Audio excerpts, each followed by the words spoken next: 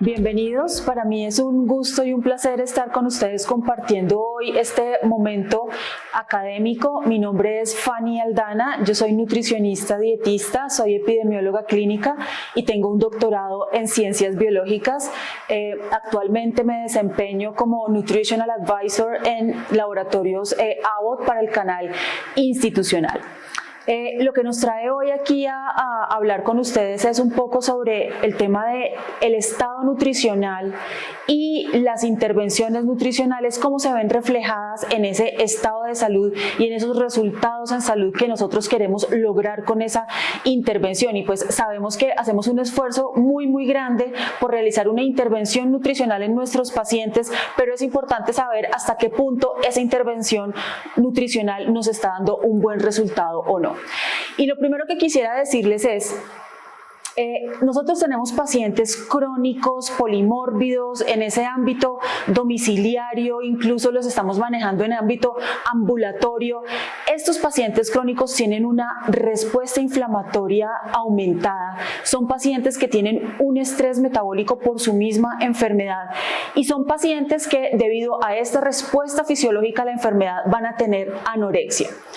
Al tener anorexia, al ser un paciente inmovilizado por su enfermedad, van a ser pacientes que van a tener o van a entrar en un déficit calórico y proteico que muy seguramente los va a llevar a una desnutrición y a un desgaste muscular. Este es el escenario de nuestro paciente crónico polimórbido que estamos atendiendo en nuestro sistema de salud.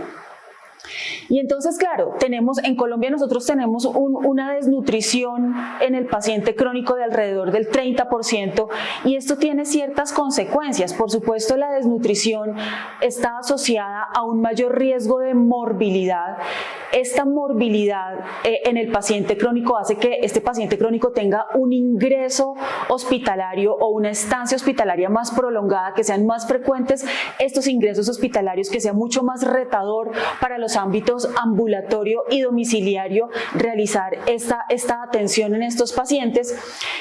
Por supuesto va a haber una alteración en la funcionalidad, no solamente por la cronicidad de su patología, sino por esa morbilidad coadyuvante que está en la enfermedad, y este paciente desnutrido también va a tener un mayor riesgo de mortalidad.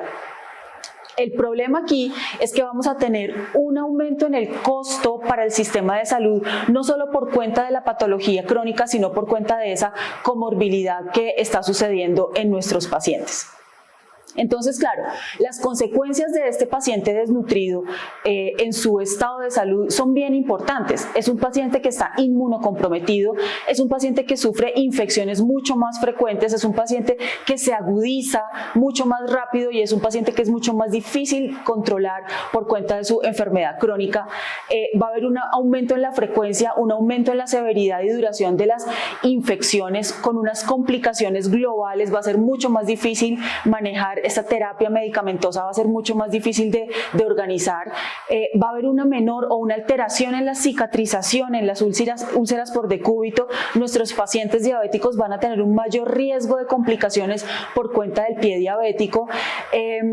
Esa inmovilidad o ese deterioro en la funcionalidad también va a aumentar el riesgo de caídas, va a aumentar, digamos que ese riesgo de pérdida de funcionalidad en nuestros pacientes. Y definitivamente tanto la salud general como el estado mental del paciente se va a ver alterado y se va a ver disminuido. Es un paciente que va a tener una necesidad muy grande de ayuda, una necesidad muy grande de cuidado. Es un paciente dependiente y todo esto por cuenta de la desnutrición que va a afectar esa masa muscular y va a hacer que este paciente pierda funcionalidad. Desde luego la tolerancia al tratamiento, la calidad de vida, el pronóstico de mi paciente va a estar deteriorado, pero también, y muy importante como les mencionaba al comienzo, esa morbilidad y esa mortalidad en mi paciente desnutrido con una patología crónica de base se va a aumentar, y esto es lo que va a aumentar nuestro costo en el sistema de salud. Y no solamente eso, sino como les mencionaba, este paciente polimórbido, este paciente crónico que tiene un alto riesgo de desnutrición, pues adicionalmente va a haber un aumento en la pérdida de su masa muscular por cuenta de la desnutrición. Si el paciente está desnutrido, si no tiene un adecuado consumo de proteínas, si no tiene un adecuado consumo de otro tipo de nutrientes que le ayuden a mantener o mejorar la masa muscular, va a ser muy difícil que el paciente mantenga esa composición corporal adecuada. Y entonces vemos que en nuestro paciente desnutrido va a haber una pérdida de masa muscular que, si es del 10%, me va a aumentar el riesgo de mortalidad también en un 10% por cuenta de la inmunosupresión y por cuenta de ese aumento en las infecciones del paciente.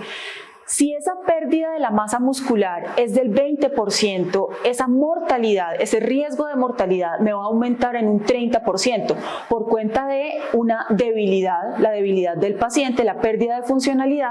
el compromiso de la piel, es decir, ya el músculo no está ejerciendo su función de sustento, y va a haber una disminución en la cicatrización, es decir, las heridas del paciente se me van a convertir en heridas de difícil manejo. El paciente que está postrado, el paciente que está en una estancia hospitalaria o encamado durante periodos largos de tiempo, pues va a tener un compromiso a nivel de cicatrización, va a ser un paciente que se descara mucho más fácilmente y se nos van a convertir en heridas de difícil manejo, y por supuesto esta mortalidad aumenta. Cuando la pérdida de la masa muscular es del 30%, ya la mortalidad aumenta en un 50%. Y acá ya digamos que la debilidad es mucho mayor, estas úlceras por presión, no hay cicatrización, y aquí vamos a tener complicaciones muy grandes hasta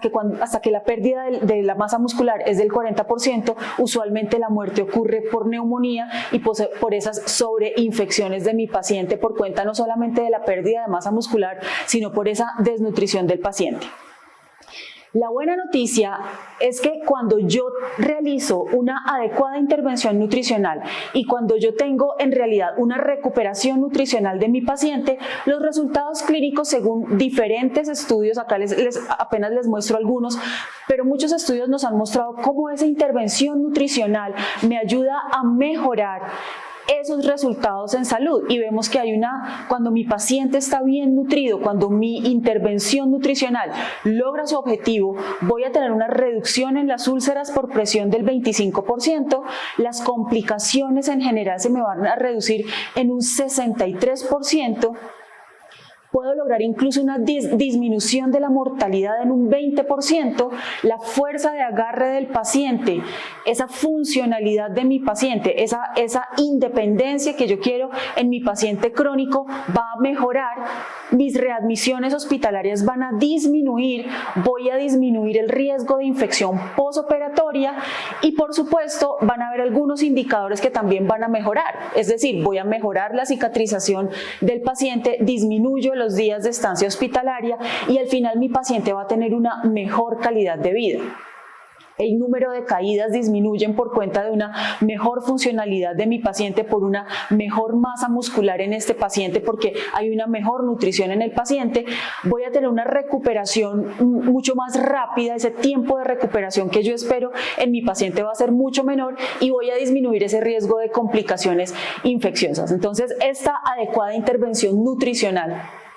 me va a generar un beneficio que incluso se puede ver traducido en beneficios económicos para nuestro sistema de salud. Entonces, claro, la intervención nutricional es tan importante, la intervención nutricional me genera tantos beneficios que las asociaciones internacionales como ASPEN y ESPEN, que son la Asociación Americana y la Asociación Europea de Nutrición Enteral y Parenteral, pues ellos en definitiva dicen, usted tiene que identificar el riesgo nutricional lo más pronto posible cuando tenga a su paciente en cualquiera de los 3 ámbitos de atención. Esa identificación de riesgo a usted le ayuda a trazar una línea de manejo o identificar en qué momento está su paciente y tratar de prever o pronosticar qué es lo que va a pasar con él. Segundo, debería ser una intervención nutricional dependiendo del estado de ese paciente, dependiendo de las necesidades de ese paciente, y por supuesto será consejería nutricional, será dietoterapia, es decir, con los alimentos y con la dieta tratar de realizar una recuperación nutricional en este paciente. O si yo no logro una adecuada recuperación, o si el paciente no está teniendo una ingesta adecuada de nutrientes, por supuesto iniciar una terapia médico-nutricional con una suplementación nutricional, ya sea por vía oral o por vía enteral, dependiendo de estas condiciones del paciente. Al final, este proceso yo lo debería retroalimentar con un monitoreo adecuado de esa atención nutricional para evaluar ese impacto de la intervención nutricional en mis resultados, tanto nutricionales como en salud de mi paciente. Entonces, fíjense que estas asociaciones, que son las más juiciosas en hacer guías de manejo, protocolos de manejo, al final lo que me están diciendo es: la intervención nutricional es importante, la intervención nutricional le genera buenos resultados, sea organizado y trate de realizar un modelo de atención nutricional lo más preciso posible. Y al final, este modelo de atención nutricional o esta ruta de manejo nutricional se reduce a 3 aspectos muy importantes. El primero es detectar, el segundo es nutrir y el tercero es monitorear. Como les mencionaba hace un momento, detectar es realizar como primer momento, realizar un tamizaje nutricional, y recordemos que las guías de manejo nos recomiendan que este tamizaje nutricional sea dentro de las primeras 48 horas después de que el paciente ha ingresado a la institución o ha ingresado al sistema por alguna atención en salud. Realizo este tamizaje nutricional de acuerdo a las condiciones del paciente, de acuerdo a las condiciones, pero también de acuerdo a cuál herramienta me sirve mejor para la patología del paciente y de acuerdo al ámbito de atención también de este paciente. Esta detección de riesgo nutricional mediante el tamizaje nutricional lo que va a hacer es que me va a decir, bueno, creo que este paciente puede estar en un riesgo nutricional, y ahí debo derivar a la nutricionista para que esa nutricionista me confirme ese diagnóstico de desnutrición mediante una valoración nutricional objetiva, una valoración nutricional completa, en donde se utilicen tanto parámetros antropométricos como parámetros bioquímicos, en donde se evalúe la ingesta de ese paciente, y ya definitivamente voy a saber si ese paciente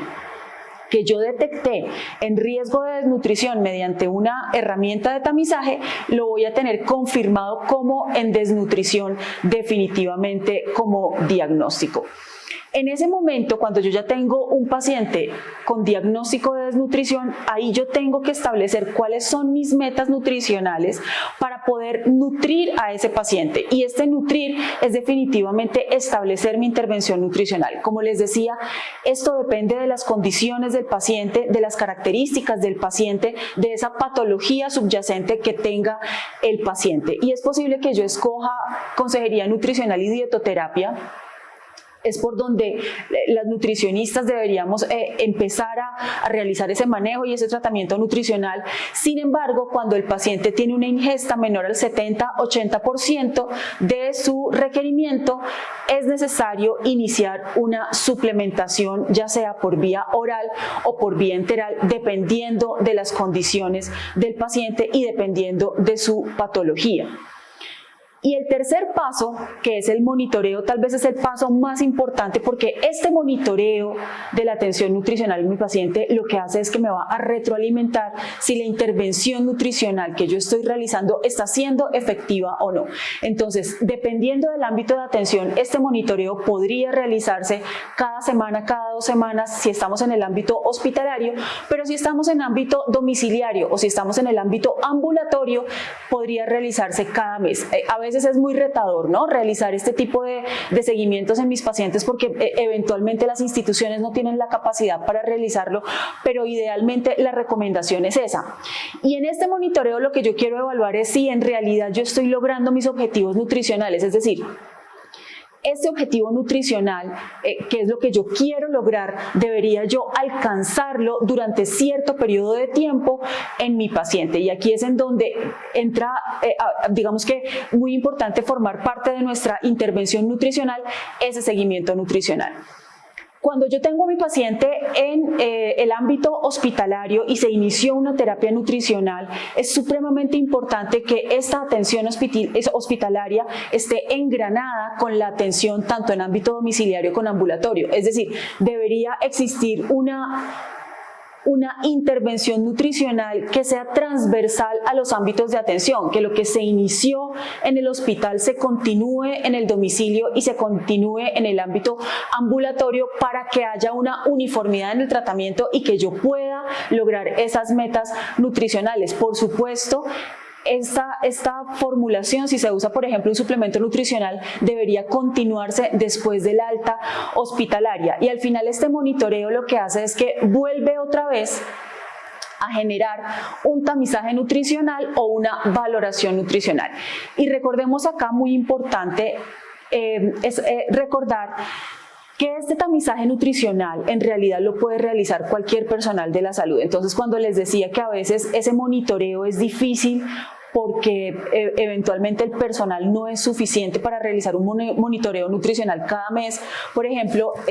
recordemos que si hacemos una adecuada capacitación a todo el personal de salud sobre nuestra herramienta de tamizaje nutricional que hemos escogido al interior de la institución, va a ser muchísimo más fácil realizar este monitoreo y poder realizar este control de los logros, de los logros nutricionales y del logro de mis metas nutricionales. Sin embargo, aquí surge una pregunta muy importante y es, bueno, yo sé que debo tener un modelo de atención nutricional, yo sé que las guías de manejo americanas, europeas, me dicen que lo haga pronto, pero la pregunta que surge aquí es, bueno, si yo tengo un apoyo nutricional individualizado, que es también lo que me recomiendan las guías de manejo, si está guiado por un protocolo, que es lo que nos exige la normatividad colombiana, que tengamos protocolos de manejo nutricional por patologías que nos ayuden digamos que a unificar ese criterio por el cual vamos a manejar nutricionalmente a nuestros pacientes. ¿Será que este apoyo nutricional individualizado, guiado por protocolos, me va a ayudar a reducir este riesgo de resultados clínicos adversos en este paciente desnutrido? Es decir, estoy logrando ese logro o esa mejor salud en mi paciente cuando yo me guío por un protocolo de práctica clínica.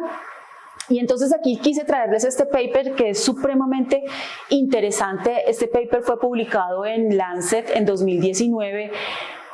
Y ellos lo que hicieron fue intentar comprobar o validar esta pregunta que les he planteado yo acá. Ellos utilizaron una muestra, diseñaron un estudio aleatorizado controlado multicéntrico, es decir, en varias instituciones. Utilizaron una muestra alrededor de 2.000 pacientes de diferentes patologías y ellos aplicaron un protocolo de atención nutricional a todos estos pacientes. Los dividieron en dos grupos: los pacientes que recibían el cuidado estándar de la institución y los pacientes que recibían este protocolo específico de manejo nutricional. Y quisieron evaluar si este paciente tenía mejores resultados en salud o no. El protocolo que ellos utilizaron es un protocolo muy interesante, es un protocolo que arranca con un tamizaje nutricional con la herramienta de NRS 2000. Dependiendo del estadio, o digamos que dependiendo del riesgo nutricional de este paciente, si estaba en un score mayor o igual a 3, lo remitían a la nutricionista. Esta nutricionista debía validar el diagnóstico de desnutrición, pero adicionalmente la nutricionista debía establecer cuáles eran esas metas calóricas, esas metas proteicas, evaluar si el paciente requería una suplementación de macro y micronutrientes y también establecer si habían algunos objetivos específicos de ingesta de nutrientes dependiendo de la enfermedad. Recuerden que eventualmente nosotros podemos tener algunas micronutrientes o algunos nutrientes específicos para ciertas enfermedades en donde necesitamos un mayor aporte. Entonces, la nutricionista en este estudio lo que hacía era, determinaba estas metas y luego lo que se hacía en este protocolo era iniciar con una terapia mediante consejería y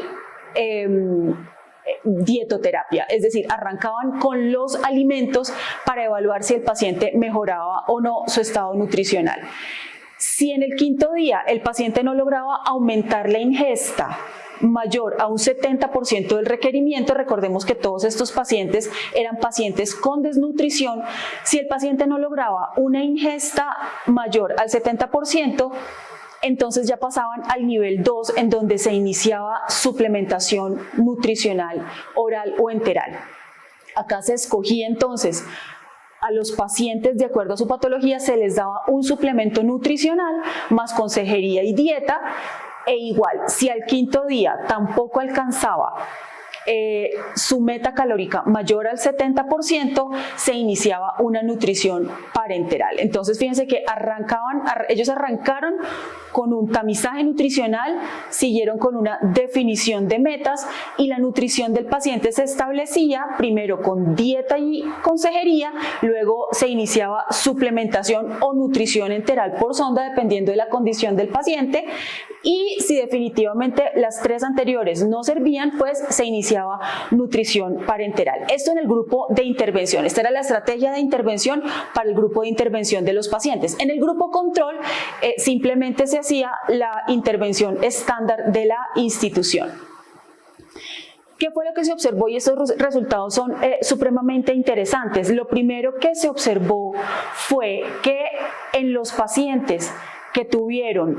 esta intervención nutricional con el protocolo de manejo nutricional, se encontró un riesgo significativamente menor de efectos adversos en los pacientes que recibieron esta intervención. Pero adicionalmente se encontró,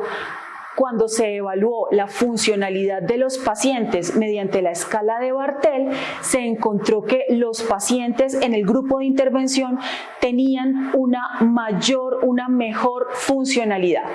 Y adicionalmente, cuando se evaluaba la calidad de vida de los pacientes de acuerdo a la escala europea, se encontró que en los pacientes del grupo de intervención esta calidad de vida era significativamente mejor. Entonces fíjense que estos resultados son supremamente interesantes porque no solamente vemos reflejado el resultado clínico de eventos adversos, sino también la funcionalidad y la calidad de vida de los pacientes que reciben una intervención nutricional, pero orientada por un protocolo de manejo nutricional individualizado.